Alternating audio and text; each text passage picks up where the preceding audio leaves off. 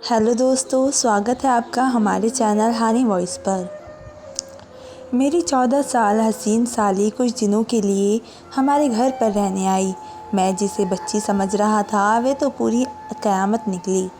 मेरी बीवी अस्पताल में अपनी माँ के साथ दाखिल थी, इसलिए मेरी सास रात को मेरी साली को मेरे पास छोड़ गई। मैंने उसे बच्ची समझकर अपने साथ सुला लिया, कहीं वे डर न जाए नए घर में। लेकिन उसने तो आधी रात को मेरे साथ ही बेड पर रात के 12 बजे के करीब मेरे कमरे का दरवाज़े पर दस्तक हुई तो मैं जान गया कि मेरी साली ज़ैनब ही होगी, क्योंकि वह उस वक्त पूरे घर में अकेली थी और वह पहली दफ़ा हमारे घर रहने के लिए आई थी। तो शायद उसे रात के इस पहर डर लग रहा होगा। जैसे ही मैंने दरवाज़ा खोला तो ये देखकर मैं हैरत से खड़ा रह गया। ये देखकर कि वो अजीब तरीके की नाइटी पहने दरवाज़े पर खड़ी थी। मुझे देखते ही कहने लगी कि भाई, मुझे आपके घर में बहुत ही खौफ महसूस हो रहा है। क्या मैं रात में आपके कमरे में गुजार सकती हूँ? मेरी नज़र में तो जब एक 14 साल की बच्ची थी और लेकिन मैं पहली बार उसे यूँ देख रहा था। वे तो किसी गुलाब की कली की तरह लग रही थी। 14 साल की उम्र में ही उसका बदन भरपूर जवान हो गया था। कमरे में रोशनी होने के बावजूद भी उसकी नाइटी में उसके जिस्म का हर हिस्सा साफ नज़र आ रहा था। वह मेरी बीवी की छोटी बहन थी। यही सोचकर मैं उसकी वजूद से नज़र चुराई और ये सोने के लिए सोफ़े पर तकिया रख दिया और ख़ुद बेड पर लेटकर मोबाइल चलाने लगा।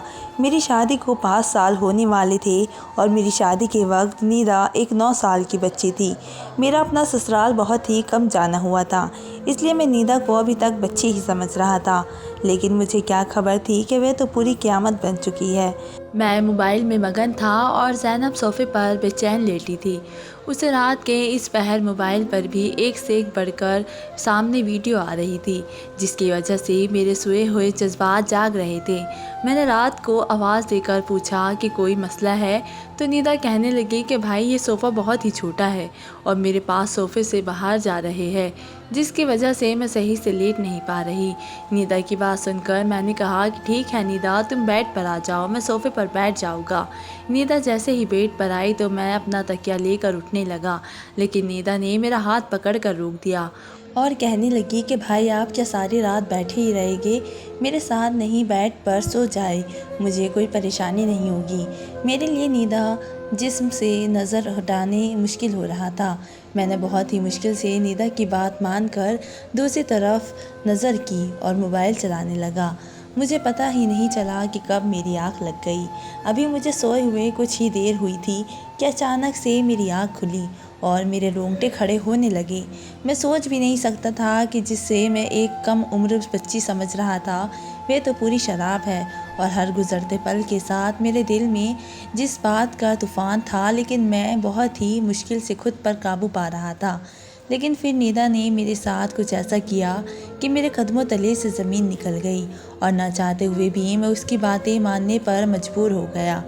मेरी और सबा की शादी को 5 साल गुजर चुके थे और उन 5 सालों में ऐसा कोई भी दिन नहीं था जब सबा ने मेरी खिदमत ना की हो और कोई कसर छोड़ी हो।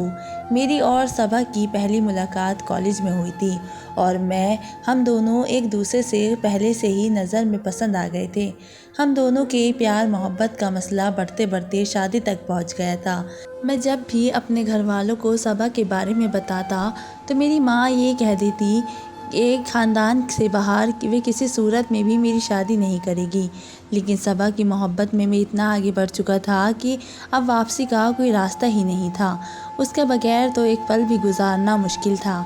हम दोनों ने अपने ही मोहब्बत में सारी हदें पार करते हुए तमाम रिश्ते कायम कर चुके थे।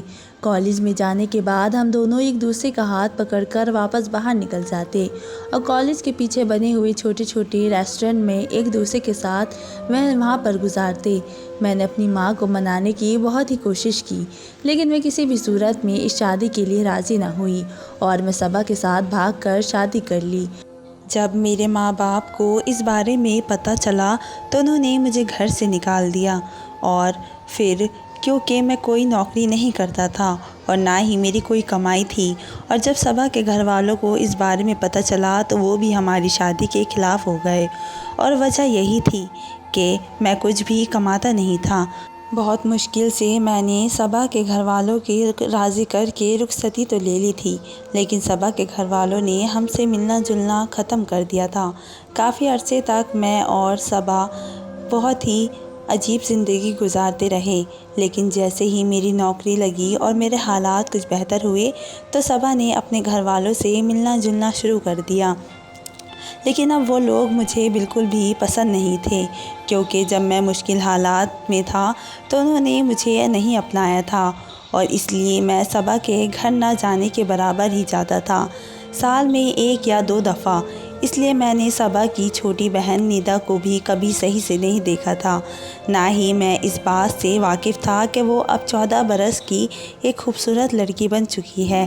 खुदा ने हमें औलाद की नेमत से कई सालों तक महरूम रखा था और बहुत ज़्यादा इलाज करवाने के बाद सबा हमारे बच्चे को जन्म देने जा रही थी।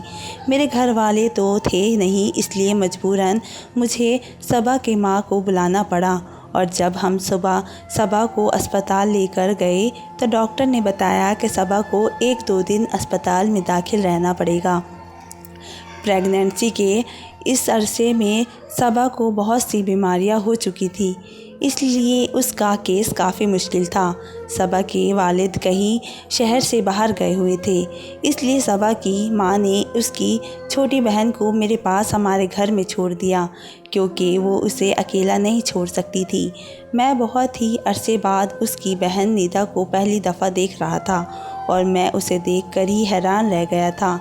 मैं तो सबा को खूबसूरत का ही दीवाना था, लेकिन उसकी छोटी बहन तो उससे कहीं ज़्यादा खूबसूरत थी और उसे देखकर मैं सबा को भूल गया था।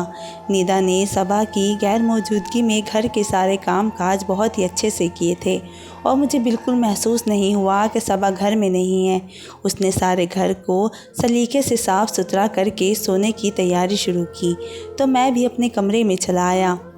लेकिन थोड़ी ही देर बाद जब कमरे का दरवाज़ा पर दस्तक हुई तो मैं जान गया कि निदा आई है। शायद उसे किसी चीज़ की ज़रूरत थी, लेकिन मैं इस बात से बिल्कुल बेखबर था कि निदा तो कुछ और ही इरादे से लेकर आई है। पहले तो वो सोफ़े पर आराम से बैठ गई और कहने लगी कि मुझे बहुत ही ज़्यादा अकेलापन में खौफ महसूस हो रहा था, क्योंकि ये घर मेरे लिए बिल्कुल नया है। इसलिए मैंने सोचा कि क्यों ना मैं आपके कमरे में ही रात गुजार लूँ। मैंने निदा से कहा कि अच्छा किया जो तुम चली आई, ये तुम्हारा अपना ही घर है, तुम यहाँ आराम से सो सकती हो। लेकिन निदा को यूँ नए ब्रांड नाइटी में देखकर मेरे तो नज़रें बार बार उसके जिस्म की तरफ जा रही थी। निदा मेरे चेहरे पर नज़र जमाए बहुत ही ताज्जुब से मुझे देख रही थी। वो आहिस्ता आहिस्ता मुझे बता रही थी कि जब उसने मुझे पहली बार देखा तो मैं पहली ही नज़र में उसे बहुत ही अच्छा लगा था। उस वक्त वो सिर्फ़ 9 साल की थी। वो कहने लगी कि मुझे देखते ही उसे अपनी अप्पी की पसंद पर रश्क आने लगा और उसे खुशी हुई कि उसकी अप्पी की किस्मत इतनी अच्छी है। निदा कहने लगी कि उस दिन के बाद से मैं उसके ख्यालों में बैठ गया था और वो यही तसव्वुर करती है कि उसकी ज़िंदगी में आने वाला शख्स भी बिल्कुल मेरा जैसा ही होगा। निदा मुझसे बात करते करते अपनी नाइटी की डोरी से भी खेलने लगी। वो मुझे कह रही थी कि मेरी बड़ी बड़ी आंखें उसके जहन में हमेशा के लिए बैठ गई थी। वो कहने लगी कि उसने कई मर्तबा अपने पापा से मेरे लिए झगड़ा भी किया, क्योंकि वो चाहती थी कि उसके पापा मुझे माफ़ करके हमें अपना ले, क्योंकि वो मुझे दोबारा देखने के बहुत ही बेचैन थी। मुझसे बातें करते करते वो सोफ़े पर लेट गई और मैं बहुत ही मुश्किल से उसे नज़रें चुरा के अपने फ़ोन में ध्यान लगा रहा था। कमरे का माहौल अचानक ही बहुत ही गर्म हो गया था। निदा एक चलती हुई आग थी जो मुझे अंदर तक दहका रही थी। मैं तो उसके एक बच्ची समझ रहा था, लेकिन उसकी जवानी तो किसी को भी दीवाना कर सकती थी। थोड़ी ही देर में वो बेचैन सी करवट बदलने लगी। मेरा ध्यान बार बार ठीक करके उसके वजूद पर ही जा रहा था और जब मैंने उसे बेचैन देखा तो पूछा कि क्या हुआ है। वो कहने लगी कि सोफ़ा बहुत ही ज़्यादा छोटा है, इस पर तो मुझे चैन से नींद ही नहीं आ रही है। ये सुनते ही मैंने उससे कहा कि वो बेड पर आकर सो जाए और सोफ़े पर मैं सो जाऊँगा। वो जैसे ही बेड की तरफ आई तो मैं उठने लगा। निदा फ़ौरन से मेरा हाथ पकड़कर कहने लगी कि भाई, आपको तकलीफ़ उठाने की क्या ज़रूरत है, ये आपका अपना ही घर है। मैं एक तरफ लेट जाती हूँ और दूसरी तरफ आप लेट जाए। मैं निदा की बात सुनकर हैरान रह गया था, लेकिन मैं खुद भी आराम करना चाहता था। सारा दिन सबा के पीछे मैंने अस्पताल में काफ़ी भाग दौड़ की थी, इसलिए मैं बेड पर एक कोने में सोकर लेट गया और अपना फ़ोन चलाने लगा। निदा की मौजूदगी में अपने जज्बात पर काबू पाना मेरे लिए बहुत ही मुश्किल हो रहा था, जिससे मैं उस वक्त गुज़र रहा था। फ़ोन चलाते चलाते मुझे कब नींद आ गई मुझे कुछ पता ही न चला, और जब मेरी आँख खुली तो मुझे ऐसा महसूस हुआ जैसे कोई मेरे जिस्म पर हाथ फेर रहा हो। और जब मैं पूरी तरह होश में आया तो मुझे अंदर से आगाज़ हुआ कि निदा मेरे बहुत ही करीब लेटी हुई है और उसकी उंगलियां मेरे जिस्म पर हरकतें कर रही है। मेरे अंदर एक तूफ़ान सा उठने लगा था। निदा जानबूझकर मेरे जज्बात को उभार रही थी। वो अपने दिल जज्बात से बातों बातों में पहले ही बयां कर चुकी थी कि वो मुझे पसंद करती है, और अब रात को अंधेरे में वो इस तरह मेरे करीब आकर ये बात साबित कर रही थी कि उसके दिल में मेरे लिए बहुत कुछ था। मैं एक मर्द था और बहुत ही कोशिश के बावजूद भी मैं खुद को रोक न सका और मैं भी करवट बदल कर उसके करीब हो गया। निदा तो जैसे उसी के इंतज़ार में थी। जैसे ही उसे कुछ हुआ कि मैं उसके साथ देने के लिए तैयार हूँ, वो फ़ौरन ही अपने जज्बात मुझ पर लुटाने लगी और मैंने भी उसे हर जज्बात के खूब मज़े दिलवाए। जब हम दोनों अपने मकसद हासिल कर चुके थे तो निदा ने अपने फ़ोन में मेरे साथ हमारी कई तस्वीरें खींची, जिनमें हम दोनों एक दूसरे के बाहों में थे। हम दोनों ही बेहिजाब थे। मैंने निदा से कहा कि इस तरह की तस्वीरें फ़ोन में ना ले, लेकिन निदा कहने लगी कि जब मैं उसके साथ नहीं होगा तो वो मेरे साथ उन तस्वीरों को देखकर अपने बीते हुए पलों को याद करेगी। मैं उसकी एक एक अदा पर फ़िदा हो गया था। वो पूरी तरह अपनी जवानी मुझ पर लुटा चुकी थी। उसका नर्म और नाजुक गुलाब जैसा बदन मुझे मदहोश कर गया था, और मैं ये तक भूल गया था कि मेरी बेचारी बीवी उस वक्त तकलीफ़ के हालात से अस्पताल में दाखिल है और वे भी कभी मेरे बच्चे को जन्म दे सकती है। निदा के साथ रात गुजार के मैं ऐसे अजीब हो गया था जैसे कोई फतह कर दिया हो, लेकिन मुझे क्या खबर थी कि यहाँ से मेरी बर्बादी का आगाज़ शुरू होने वाला था।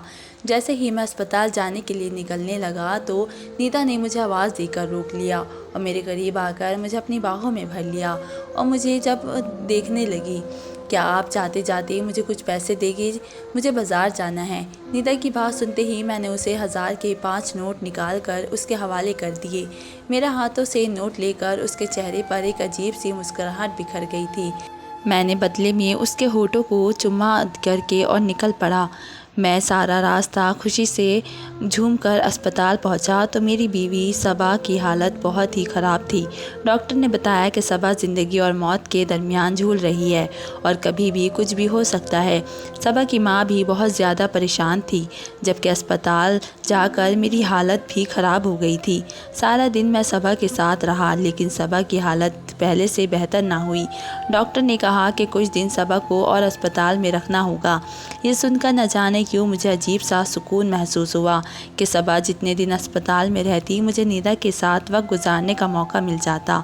मैंने डॉक्टर से कहा कि मेरे बच्चे को कुछ नहीं होना चाहिए।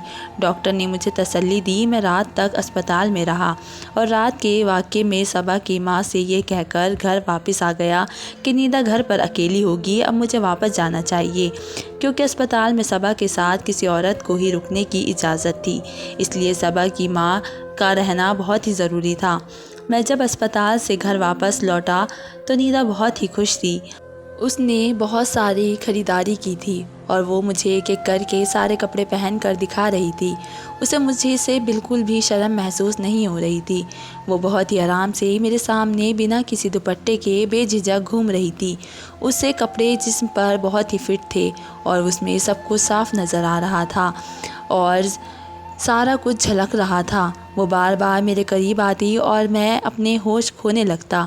अचानक ही वो मुझसे पूछने लगी कि मैं सबा अप्पी की अलमारी खोल कर देख सकती हूँ।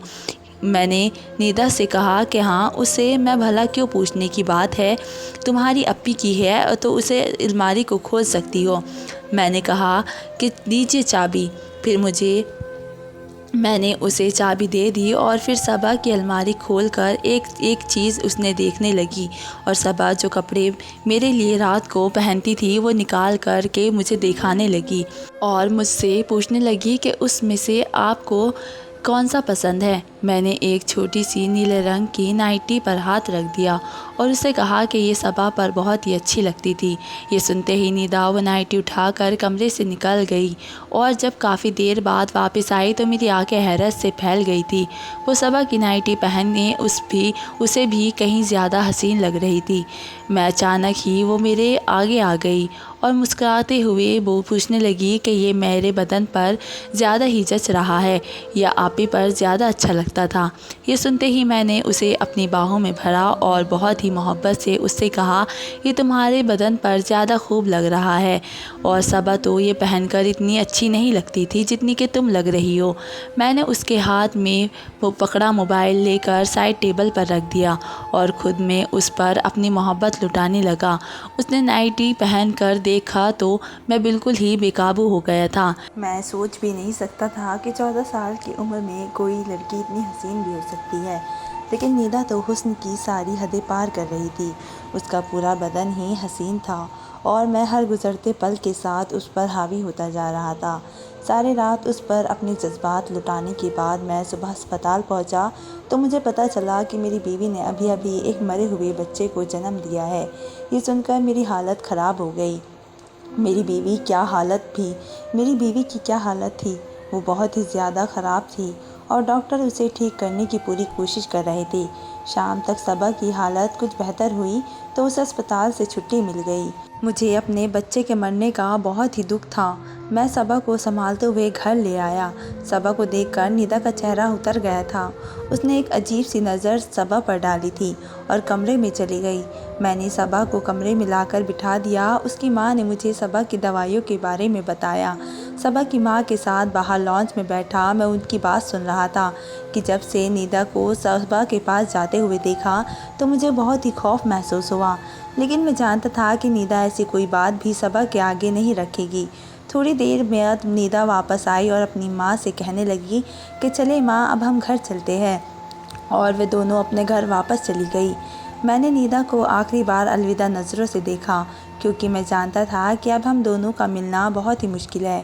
निदा को ज़्यादातर देखकर मैंने एक ठंडी आ भरी थी।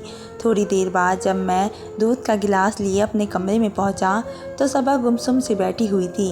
मैंने उससे कहा कि कोई बात नहीं, अगर एक औलाद चली गई तो ऊपर वाला हमें दूसरी औलाद से नवाज देगा। मेरी बात सुनकर सबा ने मुझे बड़ी अजीब नज़रों से देखा और कहने लगी कि जो मैंने खो दिया है उसे दोबारा पाना मुमकिन ही नहीं। सबा के लहजे ने मुझे चौंका दिया था। मैं उसके आगे ही बैठ गया और उससे कहने लगा कि ऐसी बात क्या कह रही हो। सबा कहने लगी कि निदा मेरी सगी बहन नहीं है बल्कि वे मेरी फूफो की बेटी है जिसे फूफो के मरने के बाद हमारे घर में ले आया गया था। लेकिन निदा बचपन से ही मुझसे बहुत ही नफ़रत करती थी क्योंकि घर में हर चीज़ मेरी थी और उसे हर चीज़ चाहिए होती थी जो मेरे पास होती थी। अब पापा ने कभी उसकी किसी चीज़ की कमी महसूस होने नहीं दी थी, लेकिन उसके बावजूद भी वो मुझसे बहुत ही हसद करती थी। उसकी नज़र हर उस चीज़ पर होती थी जो कि पापा मेरे लिए लाते थे या जिसे मैं पसंद करती थी। जब मेरी तुमसे शादी हुई तो तुम मेरे घर आना जाना नहीं करते थे और मुझे इस बात की तसल्ली थी कि वो तुम पर नज़रें नहीं जमाएगी, लेकिन मुझे अंदाज़ा नहीं था कि वो मेरे पीछे इतनी आगे बढ़ चुकी कि उसने तुम्हें मुझसे छीनने के लिए वो सब कर दिया जिसके बारे में मैं सोच भी नहीं सकती थी। सबा की आंखें उस आंसू आ रहे थे और वो मुझसे कह रही थी कि निदा ने जाने से पहले मुझे वो सारी वीडियो दिखा दी है और सारी तस्वीरें भी दिखा दी है जिन पे तुम दोनों एक साथ थे। सबा की बात सुनकर मेरे सदमे में आ गया था। निदा ने सब कुछ जानबूझकर एक मकसद के तहत तक किया था और मैं उसके हाथों खिलौना बन गया था। सबा की आंखों में मेरे लिए सिर्फ़ और सिर्फ नफ़रत बाकी बची थी। उसने अपनी औलाद भी खो दी थी और पति भी। मैं सबा के आगे शर्मिंदगी से सर झुकाए खड़ा था। जब मैं सबा ने मुझसे कहा कि वो जाते जाते भी मुझसे मेरी नीली नाइटी मांग कर ले गई है क्योंकि वो तुम्हें मुझसे ज़्यादा उसके बदन पर अच्छी लगी थी। मुझे लगा था जैसे सबा के लफ्ज़ों ने मुझे ज़मीन में ज़िंदा गाड़ दिया हो।